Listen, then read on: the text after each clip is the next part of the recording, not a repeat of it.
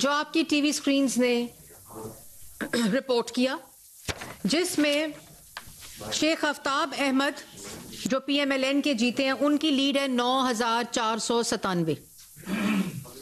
जो मौसूफ कह रहे हैं 50,000 की लीड देकर उनको जितवाया गया। मलिक सुहेल खान 9,886 9,886 वोट्स की लीड है। राजा उसामा सरवर साहब 35,407 की लीड है। राजा परवेज अशरफ साहब 20,718 की लीड है। कमरुल इस्लाम साहब 13,530 की लीड है। अकील मलिक साहब 12,218 की लीड है। इब्रार अहमद साहब 11,441 की लीड है। दानियाल चौधरी साहब 26,542 की लीड है। हनीफ अब्बासी साहब 14,036 की लीड है। मेजर ताहिर इकबाल साहब 13,437 की लीड है। सरदार गुलाम अब्बास साहब 11,964 की लीड है।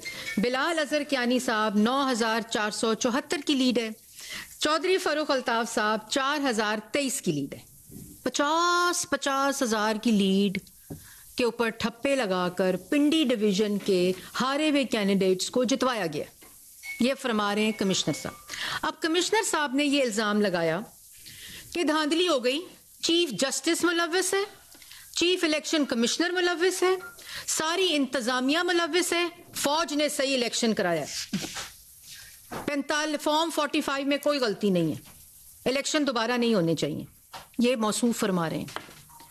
आप चीफ जस्टिस पे इल्ज़ाम लगा रहे हैं, आप चीफ इलेक्शन कमिश्नर पर इल्ज़ाम लगा रहे हैं, आप नीचे आरओस पर इल्ज़ाम लगा रहे हैं, आप DROs पर इल्ज़ाम लगाए हैं। क्या आपने एक भी सबूत अपनी प्रेस कॉन्फ्रेंस में, जो आपको असल में कागजात लेकर इलेक्शन कमीशन जाना चाहिए था, जहां इन तमाम सीटों का नोटिफिकेशन 3 दिन रुका रहा और ये कहा कि वहां पिटिशंस की हियरिंग हुई और वहां कहा गया कि अगर किसी के पास इस इलेक्शन को चैलेंज करने का कोई सबूत मौजूद है तो उसको ले आया जाए।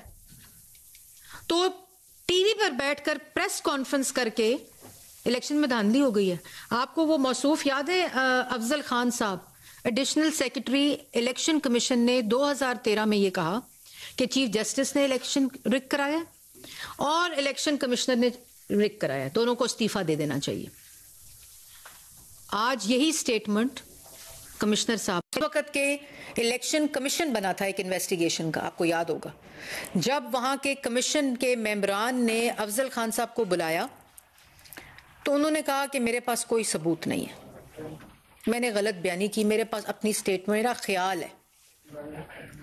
आज प्रेस टॉक की 8 दिन बाद ज़मीर जागा सुबह खुदकुशी करने का। भाई कोई तो इस इंकशाफ के पीछे कागज होगा, कोई मैसेज होगा, कोई फोन कॉल होगी, किसी किस्म का कोई सबूत होगा, कोई आपको किसी ने दबाव में डाला होगा, किसी आरओ को डाला होगा, कोई फॉर्म 45 बदला होगा, कोई फॉर्म 47 बदला होगा, कोई बैलेट पेपर पास होगा, किसी के ऊपर कोई स्टैंप लगी हो, किसी का कोई स्टैंप कैंसिल हो, कुछ तो होगा ना भाई। एक शख्स उठता है, उसका जमीर जागता है 8 दिन बाद और उसके बाद वो कहता है जी इलेक्शन जो है वो रिग हो गया है, 50-50 हजार की लीड दे दी गई है। और लीड्स का जो मैं आपके सामने मैंने रखा है पूरा कहानी, देखें बात बहुत सिंपल है। आज हम सब के लिए, चाहे वो मैं हूं, चाहे यहाँ आप जो रिपोर्टर्स बैठे हैं, चाहे आपके मीडिया मालकान हैं, चाहे आपका मीडिया है, जुडिशरी है, पाकिस्तान की अवाम है, आज हमने फैसला करना है हम इस मुल्क के साथ क्या करना चाहते हैं।